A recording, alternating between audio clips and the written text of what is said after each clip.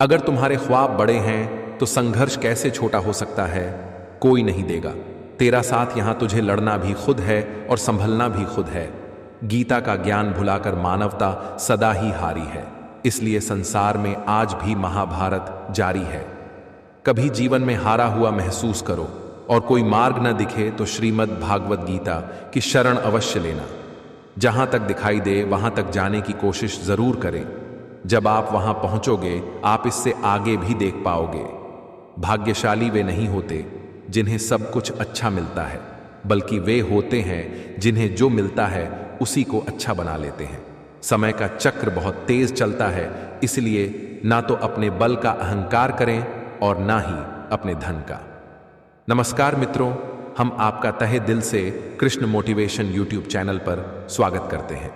मित्रों, इस वीडियो में हम लेकर आए हैं श्री कृष्ण के कुछ अनमोल वचन जो आपके मन को कठिन से कठिन समय में हिम्मत और ताकत देंगी। जीवन में कभी न कभी ऐसा समय आता है जब सब कुछ टूटता हुआ लगता है, निराशा घेर लेती है और रास्ते बंद होते हुए दिखते हैं। लेकिन ऐसे ही समय में श्री कृष्ण के अनमोल वचन हमारे दिल में एक नई रोशनी जगाते हैं।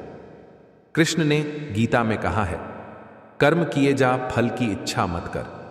और जो मुझ पर विश्वास करता है वह कभी अकेला नहीं होता।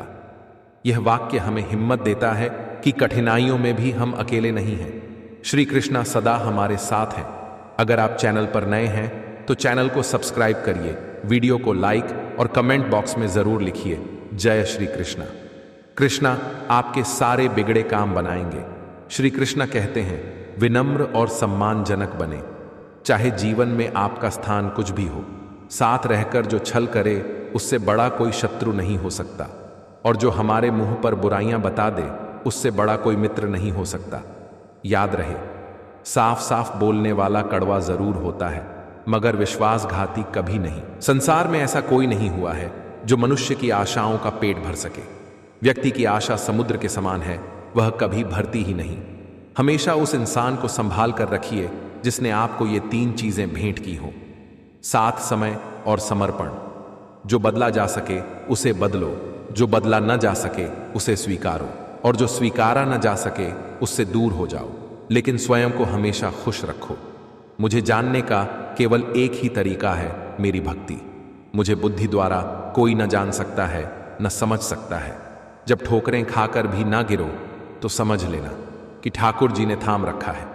धरती पर ऐसा कोई इंसान नहीं जिसके पास समस्या नहीं है, पर इस धरती पर ऐसी कोई समस्या नहीं जिसका कोई समाधान नहीं है।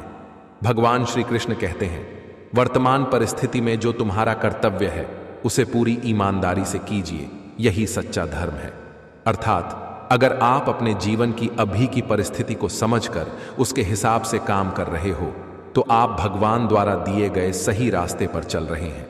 कोई भी खास काम के सफल होने पर ज्यादा उत्साहित नहीं होना चाहिए। ऐसा करने से गलती के होने की आशंका बढ़ जाती है। साथ ही हमें किसी दूसरे से जलन की भावना भी नहीं रखनी चाहिए। अस्थिरता मन का स्वभाव है और उसे नियंत्रित करना कठिन है, लेकिन अभ्यास से इसे वश में किया जा सकता है। हे पार्थ, कोशिश सफल हो या ना हो, लेकिन हर सफलता का कारण कोशिश ही होती है। परिवार में एक सदस्य भी भगवान की भक्ति से जुड़ जाए तो उसका सकारात्मक प्रभाव उसके संपूर्ण परिवार पर होता है। व्यक्ति के कर्म ही उसके भाग्य का निर्माण कर रहे हैं।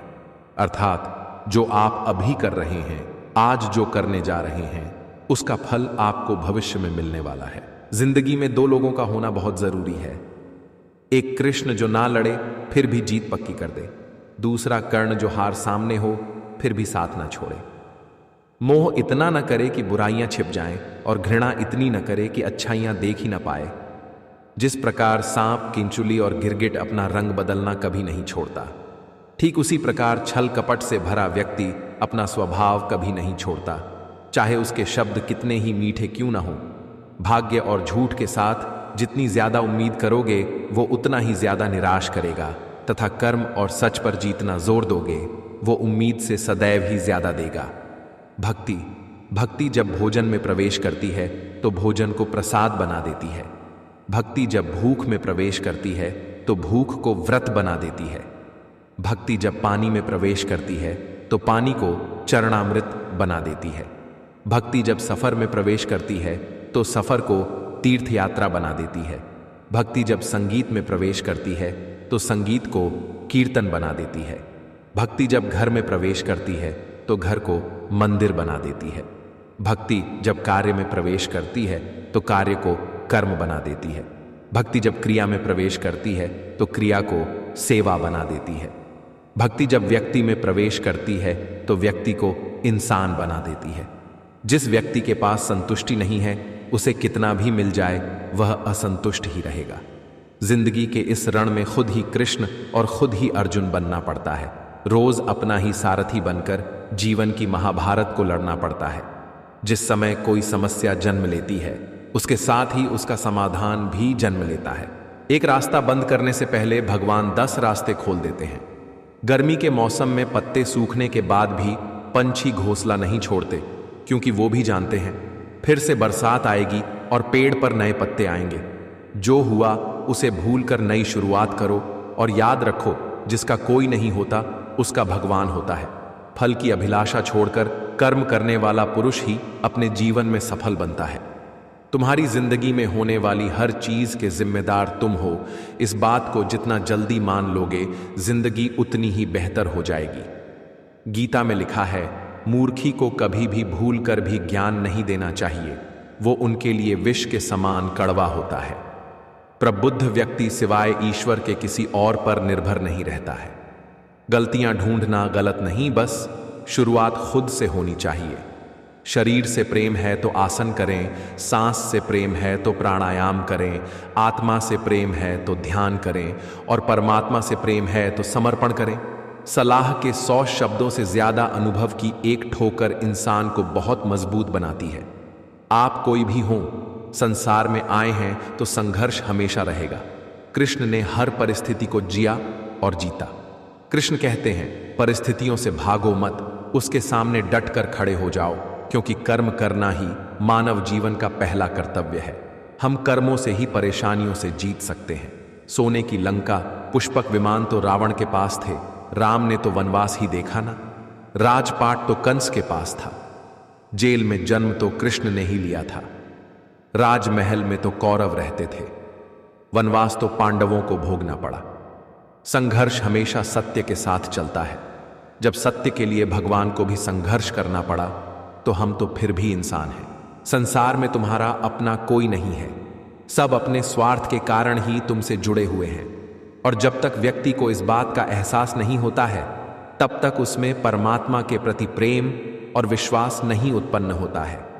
क्रोध से भ्रम पैदा होता है, भ्रम से बुद्धि व्यग्र होती है, जब बुद्धि व्यग्र होती है तब तर्क नष्ट हो जाता है, जब तर्क नष्ट होता है तब व्यक्ति का पतन हो जाता है। वास्तव में मनुष्य जन्म ही सब जन्मों का आदि तथा अंतिम जन्म है। यदि मनुष्य परमात्मा प्राप्ति कर ले तो अंतिम जन्म भी यही है, और परमात्मा प्राप्ति न करे तो अनंत जन्मों का आदि जन्म भी यही है। परखता तो वक्त है, कभी हालात के रूप में, कभी मजबूरियों के रूप में। भाग्य तो बस आपकी काबिलियत देखता है। जीवन में कभी किसी से अपनी तुलना मत करो, आप जैसे हैं सर्वश्रेष्ठ है। कर्म पर ही तुम्हारा अधिकार है, लेकिन कर्म के फलों में कभी नहीं। इसीलिए कर्म को फल के लिए मत करो और न ही काम करने में तुम्हारी आसक्ति हो। तुम धोखा खा लेना, लेकिन कभी किसी को धोखा मत देना, क्योंकि धोखा खाने वाला इंसान एक दिन संभल जाता है, लेकिन धोखा देने वाला इंसान एक दिन सब कुछ खो देता है। गीता में श्री कृष्ण ने कहा है, जो लोग तुम्हारी बुराई करते हैं करेंगे, चाहे तुम अच्छा करो या बुरा। इसलिए शांत रहकर अपना कर्म करते रहो। निंदा से मत घबराओ, निंदा उसी की होती है जो जिंदा है। मरने के बाद तो सिर्फ तारीफ होती है। श्री कृष्ण कहते हैं कि हे अर्जुन, क्रोध करने से मस्तिष्क कमजोर हो जाता है और याददाश्त पर पर्दा पड़ जाता है। इस तरह मनुष्य की बुद्धि का नाश हो जाता है, और बुद्धि का नाश होने से स्वयं उस मनुष्य का भी नाश हो जाता है।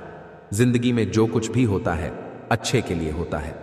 बुरा वक्त इसलिए आता है ताकि हम अच्छे वक्त की कीमत जान सकें, और लोग इसलिए बदल जाते हैं ताकि हम उनके असली चेहरे पहचान सकें कि वो क्या थे और हम उन्हें क्या समझ रहे थे।